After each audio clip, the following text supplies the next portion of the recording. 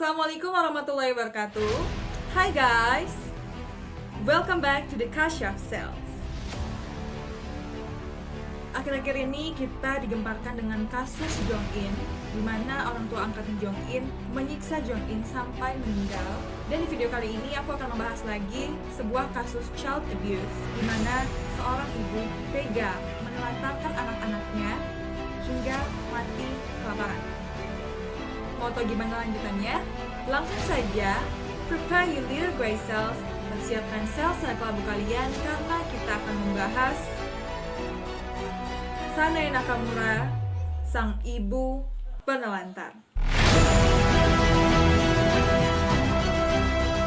Nah, Sanae Nakamura adalah seorang wanita berusia 23 tahun berasal dari Osaka, Jepang. Dia memiliki 2 orang anak.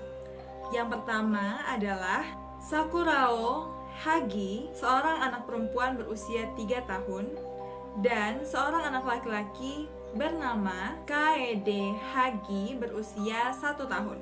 Sanae Nakamura membesarkan anak-anaknya sendirian setelah bercerai dengan suaminya pada bulan Mei 2009, di mana situasi itu sangat tidak ia sukai. Sanae Nakamura ini rupanya adalah seorang ibu yang sangat tidak kompeten. Dia tidak punya waktu dan tidak punya keinginan untuk menjadi seorang ibu yang baik, di mana dia tidak melakukan pekerjaan rumah ataupun mengurus anak-anaknya dan hanya mementingkan dirinya sendiri.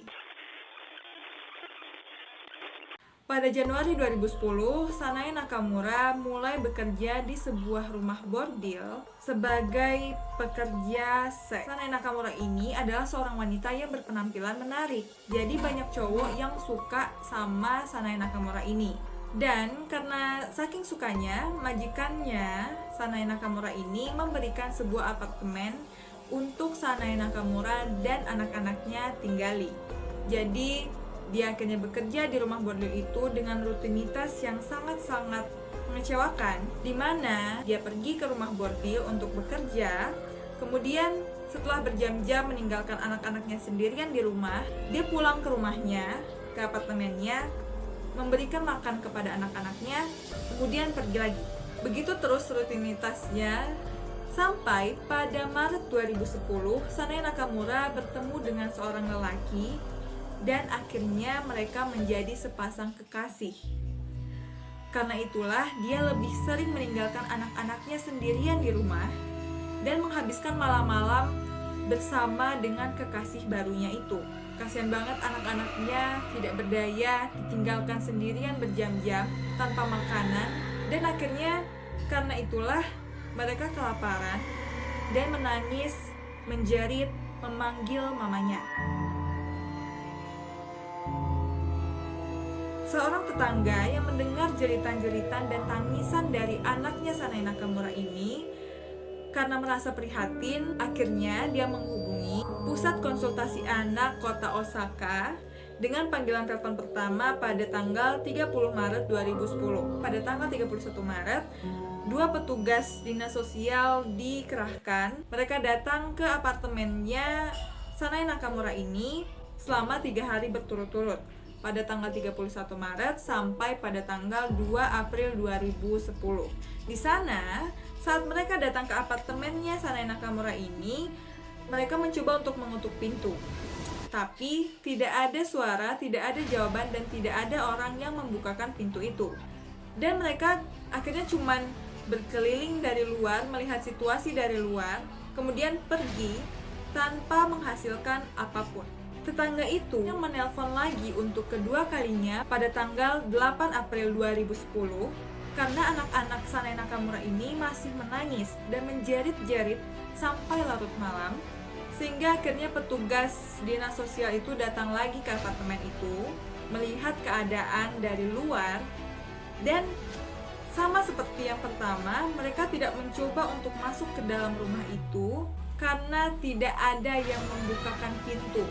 Mereka tidak berusaha mendobrak pintunya atau membuka paksa pintunya atau memanggil polisi untuk membantu mereka dan hanya pergi begitu saja. Sama seperti kasusnya Jong In, tetangganya itu memanggil petugas dinas sosial untuk ketiga kalinya pada tanggal 18 Mei.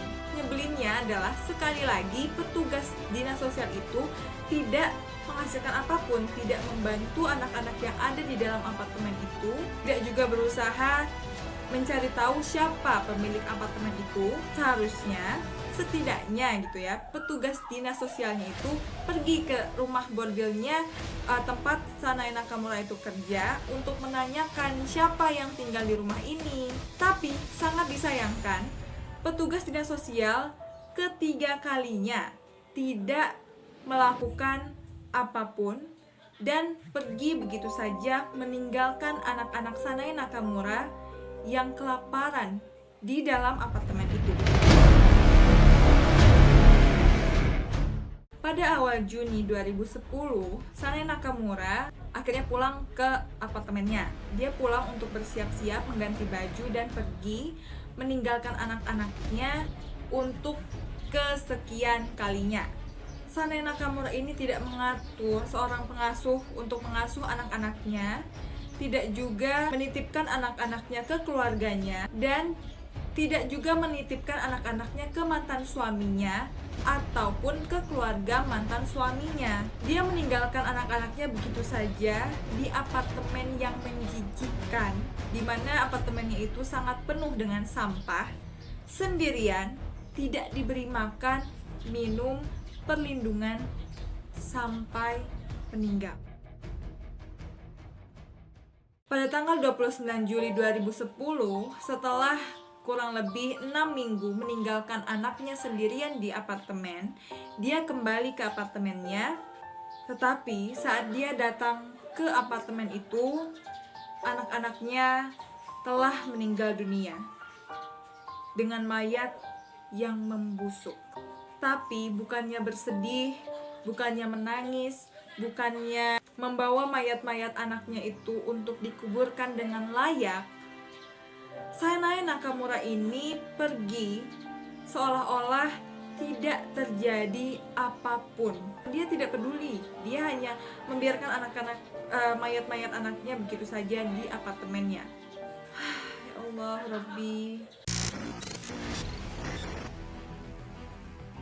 Pada tanggal 30 Juli, sehari setelah Sanae Nakamura pulang, polisi tiba di apartemennya Sanae Nakamura setelah mendapatkan laporan oleh seseorang yang mengatakan bahwa ada bau busuk yang berasal dari apartemen 303 milik Sanae Nakamura. Polisi, karena dia harus masuk ke apartemen melihat sumber bau busuk itu, polisi itu akhirnya masuk lewat balkon.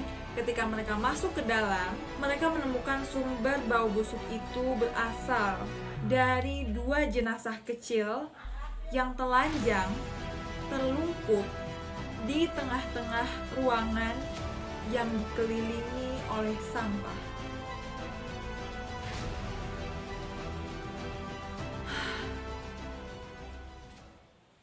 Kebayang gak sih? Sanae Nakamura nggak ngasih makan atau minum. Jelas, anak-anaknya meninggal karena kelaparan. Tapi juga, kalau misalnya lihat dari kondisi jenazahnya 2 anak itu, mereka tidak berbalut pakaian apapun. Artinya mereka juga kedinginan sebelum mereka meninggal.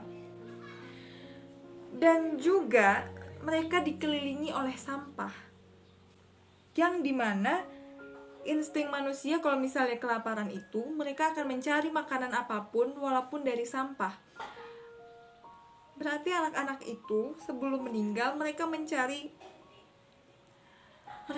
makanan dari sampah-sampah itu, saking laparnya, saking ya Allah, astagfirullahaladzim. Akhirnya, Sanae Nakamura ditangkap pada hari itu juga, tapi saat ditangkap, dia tidak menunjukkan penyesalan apapun. Dia berkata kepada polisi bahwa sejak dia bercerai pada Mei 2009 itu, Dia merasa lelah mengurus anak-anaknya sendirian. Dia berkata lagi, "Saya berharap saya tidak punya anak. Saya tahu bahwa anak-anak kecil seperti itu tidak akan bisa hidup jika saya meninggalkan mereka dan menolak memberikan mereka makanan dan minuman." Dari kata-katanya itu, ternyata kematian dari 2 anak kecil ini memang disengaja oleh ibu kandungnya sendiri. Pasti kedua anak itu merasakan kematian yang sangat-sangat tersiksa, kematian perlahan-lahan, dan pasti itu sangat-sangat mengerikan bagi mereka. Menurutku, Sanae Nakamura ini adalah seorang pembunuh keji berdarah dingin. Tidak bisa ditolerir lagi lah. Sanae Nakamura berkata lagi, "Saya pikir seminggu saya meninggalkan mereka mungkin bakal mati." Sanae Nakamura disidangkan oleh pengadilan distrik Osaka atas pembunuhan bayi-bayinya. Pembelaannya adalah bahwa dia sebenarnya tidak berniat untuk membunuh anak-anaknya. Dia merasa bahwa yang harus disalahkan atas kematian anak-anaknya adalah masa kecilnya yang tidak bahagia. Dia bilang kalau misalnya masa kecilnya itu benar-benar terpuruk, karena itulah dia secara tidak sadar menutup diri dari hal-hal yang menurutnya tidak menyenangkan. Dan dia merasa bahwa memiliki anak-anaknya itu adalah hal yang tidak menyenangkan. Padahal kalau misalnya masa kecilnya emang masa kecil yang kurang bahagia, seharusnya dia tidak melakukan kesalahan yang sama, tidak mengulangi kesalahan yang sama pada anak-anaknya. Seharusnya dia menjaga biar anak-anaknya itu gak merasakan apa yang dia rasakan pas masa kecil, dengan membuat mereka bahagia dan memberikan mereka kasih sayang yang mereka butuhkan. Tapi emang dasarnya Sanae Nakamura ini emang bukan manusia. Akhirnya dia melakukan semua itu. Akhirnya Sanae Nakamura dihukum atas pembunuhan anak-anaknya dengan hukuman 30 tahun penjara. Pokoknya orang-orang seperti Sanae Nakamura ini tidak patut dikasihani, tidak patut diberikan simpati, dan biarkanlah mereka mendapatkan hukuman yang setimpal dengan perbuatan keji mereka. Dari kasus ini semoga kita mendapatkan pelajaran yang sangat berharga.